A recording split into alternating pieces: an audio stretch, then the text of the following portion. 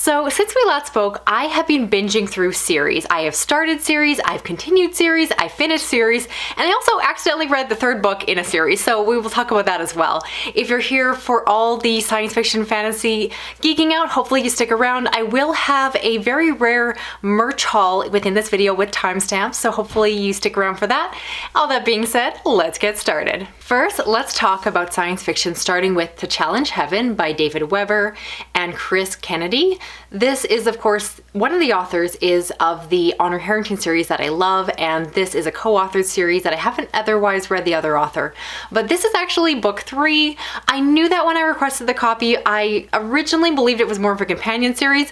Now I'm realizing it's a bit more interlinked than I thought it was, so I'm hoping and crossing my fingers I can get my hands on the original 2 books. But I did the thing that I shouldn't do and keep doing, and just reading the book that is available to me. But can I say, even without having read the previous 2 books, this book was fantastic. I am in love. So this book is set in a future where humanity has expanded beyond Earth, and specifically we have formed this galactic entity. And within the first books, without spoiling anything for the rest of you that are probably not going to be crazy and read them out of order, there are certain events that caused a lot of friction and war between different groups or other individuals or entities that aren't human, and they have some interesting properties. There is something almost horror-ish about one of these species, and I really enjoyed that. It was a great surprise. Again, probably getting the surprise in the wrong order, but this series is just interesting. I often say that I'm not a big fan of military science fiction, but this is military fiction done right, at least for my very niche taste. I found the strategy, the planning, the discussions, everything so interesting. I think what I liked is that it was pretty much larger scope, so while we were dealing with individual characters, really what I cared about is the larger, bigger picture of what was happening between these different groups. And again, I'm purposely being very vague, but despite being thrown in the middle of it, I was immediately hooked. I could not stop reading it. I just burned through this book, and like I said, at the time recording this, I sent an email to the publisher hoping that they can send me the backlist titles because I'm dying to continue on and my library doesn't have them. So if you haven't read this series, I do recommend checking it out. I had seen before that the earlier books had lower ratings on Goodreads, which is part of the reason I was a little bit more cautious going out and spending my own money to buy them. But based off of where this series ends up, I highly recommend it. This book alone, in my opinion, is well worth your time. Cannot stop thinking about it. Definitely a contender for favorite of the year, and we're still early on. Next, let's talk about Machine Vendetta by Alastair Reynolds. This is the 3rd book in a series that used to be known as The Prefect. It's now being re-released through Orbit, and that is how I've had a chance to read it. I've read the original 2 books in the series, and this is continuing on. This is a science fiction mystery series, so we follow the prefects, these investigators who are going about. In this one, there is someone who has walked away from an organization, something horrible's happened, and now they're trying to piece together what was going on inside their head. So it's a very classic mystery setup, and something that I like because, again, when I'm not talking about science fiction and fantasy, I'm often talking about dark fiction, crime fiction, all of that. And so I'll say that this book most appealed to that side of my brain. If you're looking for science fiction, I didn't find the science fiction world building elements to be particularly interesting or really fleshed out. And that's often what I say is my criticism with a series like this, is in my opinion, which other people may disagree with, I do think that Alastair Reynolds' strength is in his world building. And so when he writes series that doesn't play to his strength, I feel like we're missing out on the bigger scope and the larger epic world and space operas that he is known for writing. And instead, this one is much more character focused, which I don't think is, again, his strength. I do find to be one of the weaker aspects of his writing. I just don't find his characters to be that interesting. So for me, really what held my attention in this is the fact that I did want to know more about the mystery. And again, it appealed to me because I read mysteries otherwise. So I would primarily recommend this one and this series to those of you that really love the mystery part of sci-fi mystery and aren't necessarily looking for any aha moments or something out of the box that isn't necessarily something you've seen before, if that makes sense. And you do want to start back at the beginning, but to my mind, I do feel like you could skip into this one if you just want to start here, because it read a little bit more like a companion series than some of the others. Now let's switch and talk about some backlist science fiction. Specifically, I finally have gotten into the Hyperion series. So I read book 1, and this of course is a story of different travelers that are going off to this planet, telling their tale along the way. And the story is broken up into these tales, so it reads more like short fiction, but there is a corresponding or thread throughout the story that ties it in and turns it into a novel. Now, I actually tried reading this book many years ago when I first started my channel, and I started it and ended up putting it down, and I can see why, because the first story is all about this man in a religious order, and it reminds me a lot of The Sparrow by Mary Doria Russell, which I know other people love. I happen to hate that, which is a whole thing for another video. But because I disliked that book so much, it definitely had a rough start to this series. And then the next story dealt a lot with war and kind of a lot of anti-war themes. And while it was fine, the story about the soldier for me was something I've read many times before. And that is, as I was reading it, I realized is perhaps my fault, not the book, but it's the fact that I've read a lot of more modern science fiction, but perhaps is leaning into this one. I realize this book isn't that old. I think it was written in, what, 89 or so forth. But I've read a lot of books since then that are probably trying to mirror those themes, ideas, plots.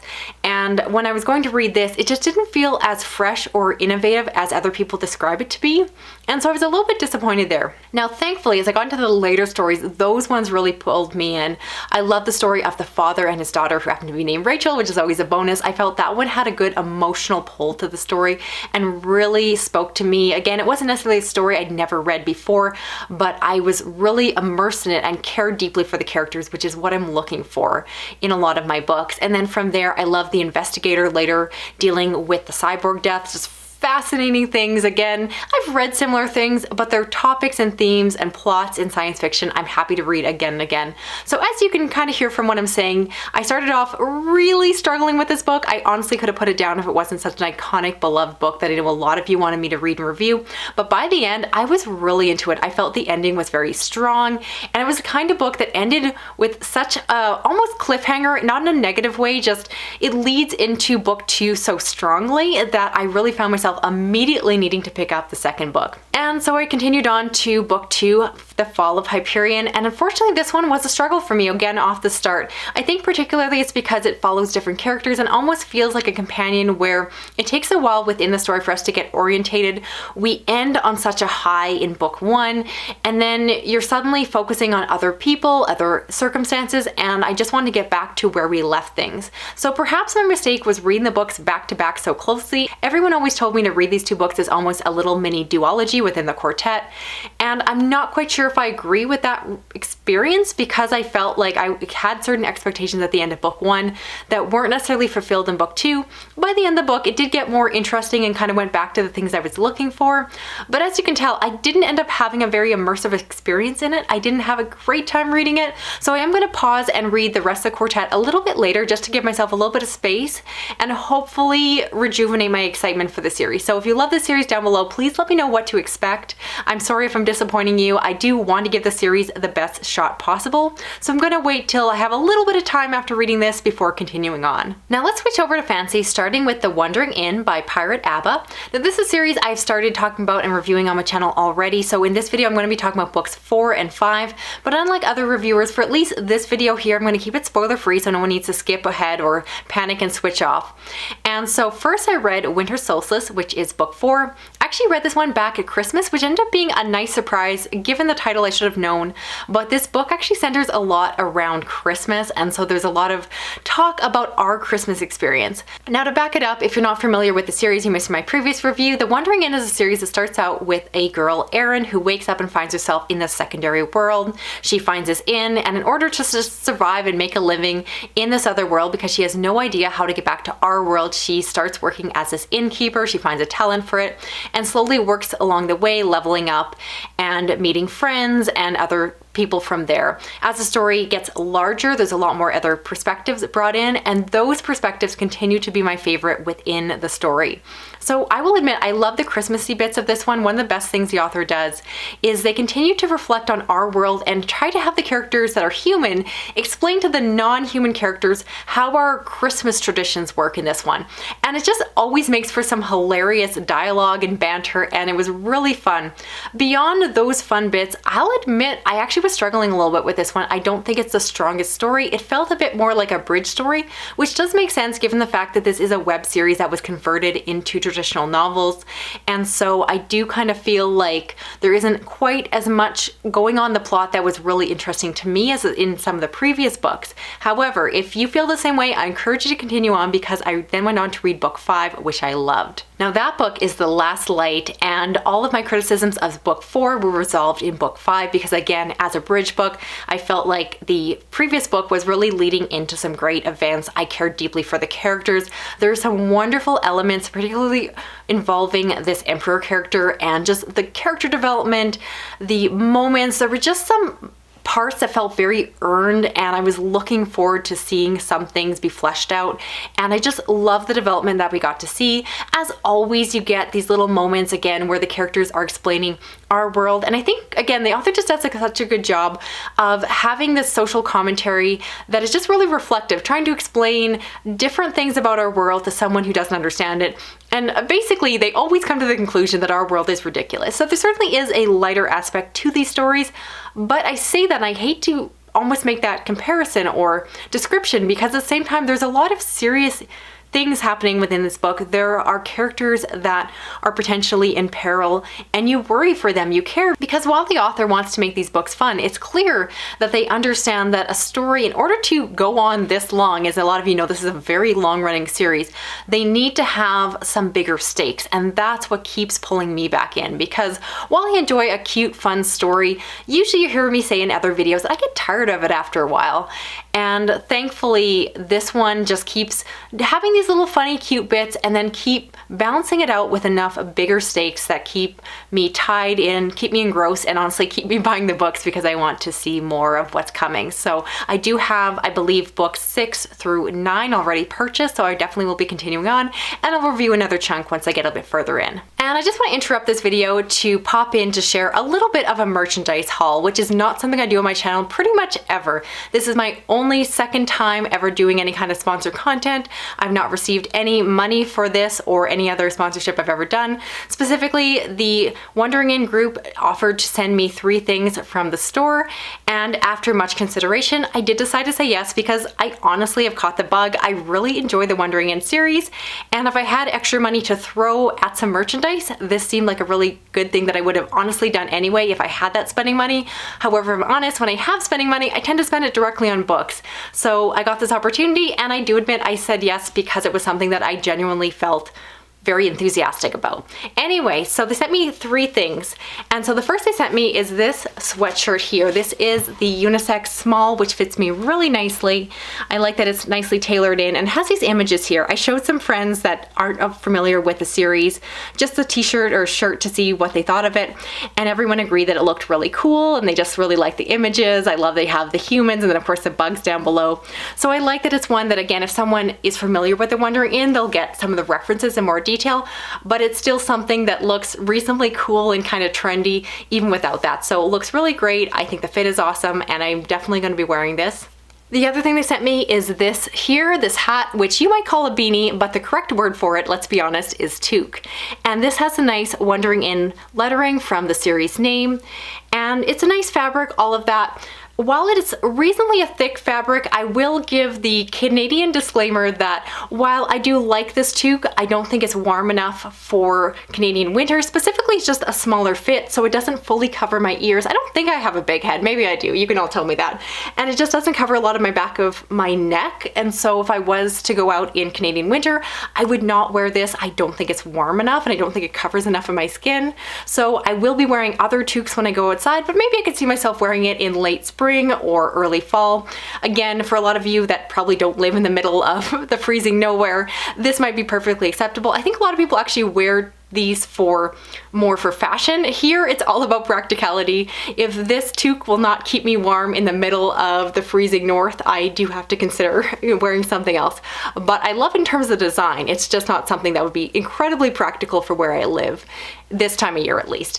But I definitely enjoy it there. And the last thing they sent is this mug here, which has the Wandering In engraved in it, and you can see the design of the inn right on there. And just a beautiful kind of wash of two colors. As soon as I took it out of the box, my husband saw it and immediately was impressed, which is always great because usually he ignores a lot of my book mail and doesn't really care what shows up. But you could tell that he liked it too. It has a good weight, which is something you can't always tell on camera. And it holds a lot of liquid, which is important for someone like me who drinks a lot of coffee and tea. So I really like this. Again, I'm not someone who spends a lot of my own money on merchandise. I tend to spend it on books directly, but this is the kind of thing that if someone said, I'm going to spend money on you, I'm going to buy you merchandise, what would you like? These are genuinely the kind of things I would pick out if I had to put my money towards merchandise. So if you're looking for a gift for someone, maybe someone who's really obsessed with the Wandering Inn, I do think that these would be good presents. So something to consider. And again, thank you to the Wandering Inn group for considering sending these to me. I will definitely be wearing them around and enjoying sharing in my geeky culture. And now to get back to the fantasy books, let's talk about The Lost War by Justin Lee Anderson. This is a book that was sent to me by Orbit for review. And they also sent me the second book that just came out, and that is The Bitter Crown. Now again, without talking spoilers, I'll talk about the first book instead. So this one is set in a land that is in trouble. There are demons running about, there are violent mercenaries that are going around unchecked, and just the land is in trouble. The society is at its knees. And so we follow one individual who is a mage who has just been tasked with finding this queen who has been exiled and trying to return her to her proper throne. And so in order to do this, they get a group together to go and perform this mission. So in terms of a classic fantasy story, this was what I expected, and I mean that in both a positive and critical way, where I think that this book just leaned into a lot of tropes that a lot of people, including myself, like. I think if you're someone like me who plays a lot of Dungeons and Dragons and likes the idea or the trope of the group getting together and doing a mission or task, you have that here. You get kind of good banter, a good setting, and so forth. But what I find with the series, again, with that, is that while it does these tropes well, it doesn't do anything I haven't seen before in some shape or form. So it really depends what you're looking for when you pick up a fantasy book. It's one that was easy to fly through. I really enjoyed when I was reading it, but not necessarily the thing that is going to be the most memorable, not necessarily a favorite of the year, just because I think there are fancy stories that are doing things that are more innovative and fresh that tend to capture my opinion a lot more. As I mentioned, I went on to book 2, which I can't say too much about without spoiling, but it was very much on par. If you like book 1, I think you should continue on. Again, if you're looking for more of that, again, didn't revolutionize anything, but was good to see and had enough plot progression. Often I find with a second book that it can kind of be spinning its wheels and not necessarily moving the plot forward and just kind of waiting it out until you get to, I assume is going to be a final third book. And so this one I just felt like is actually, going somewhere enjoyable. Liked it for the most part and would recommend it to, again, fantasy readers looking for something kind of tried and true. And finally, I want to talk about Range of Ghosts by Elizabeth Bear, which is the first book in a trilogy. This is a piece of historical fantasy that is all based around Mongolian culture. It is a culture I am fascinated by. I've talked about several books on my channel before that I've loved, and so I was excited to add this one to that list. I really enjoyed it. It follows the character of Timur and giving an alternative version of history. I was really interested to read this one because according to the label for my library, it marked it as being a science fiction book, so I kept waiting for some science fiction element to come into the story. However, I'm going to more safely classify this as fantasy. Definitely low fantasy. It is more, again, that retelling, but reimagining in a way that gets it more classified as SFF. So I had a great time with this one, largely based off of my love for that time, place, and period in culture. And so it felt, again, more historical fiction, but not in a way that I minded. Very much lush, well-developed characters, interesting, a little bit of romance or smutty times and so forth. And I just enjoyed spending time in this world. Again, perhaps not the most memorable, earth-shaking book I've read, but very comforting for the kind of stories I find very familiar and enjoyable to read. And I will definitely be reading the next 2 books in the series as soon as they arrive from the library. So that's it for this video here. I'd love to know the books I talked about. Which ones are you planning on checking out for yourself? Hopefully you didn't mind me sneaking in a little merchandise haul within this video. Again, I don't expect you to see this as an ongoing regular thing, but every once in a while I have an offer that is just too good to say no to because I really am getting excited about the Wandering Inn series. There's a reason the internet's pretty obsessed about it, and I've kind of caught the bug, I'll be honest. So I'd love to hear from all of you. What is a series you are currently reading, whether you just started it or in the middle of it or just just finished it up. And if you want to stick around and subscribe, I hope you do. I do read a lot of horror, thriller, science fiction, fantasy, and other dark things. If you want to help me out with this video, you can give me a thumbs up, you can give me a thumbs down too. And if you want to hit that little notification bell, you'll never miss a video from me. If you want to drop a comment and don't know what to say, just drop a little emoji. It lets me know you're here. Thanks so much for watching. Talk to you again soon. Okay, bye-bye.